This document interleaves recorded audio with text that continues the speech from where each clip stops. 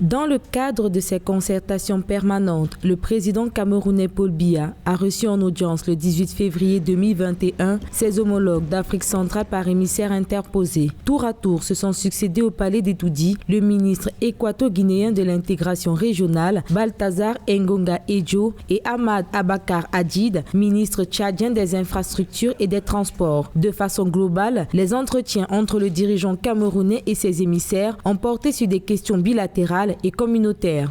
Les chefs d'État ont une préoccupation sanitaire, économique, monétaire et sécuritaire.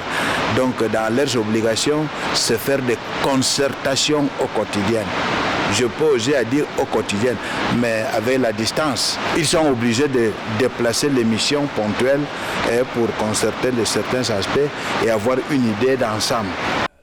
Face au chef d'État camerounais, les représentants des deux nations sont revenus sur la gestion de la crise sanitaire liée à la Covid-19 dans la sous-région, les accords de développement intra-étatique, la situation sécuritaire et la lutte contre le terrorisme dans laquelle le Cameroun et le Tchad sont fortement engagés depuis une décennie.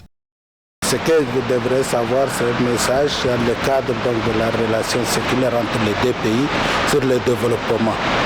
La lutte contre la pauvreté, les problèmes sociaux, les problèmes qui sont liés dans les deux pays. Rappelons qu'en tant que président en exercice de la communauté économique et monétaire des États de l'Afrique centrale, le président Paul Biya est régulièrement sollicité par ses pairs. Cependant, Covid-19 oblige, aucun sommet en présentiel n'est à l'ordre du jour. Toutefois, ces concertations permanentes n'excluent en aucun cas des échanges, même par visioconférence, entre les différents chefs d'État.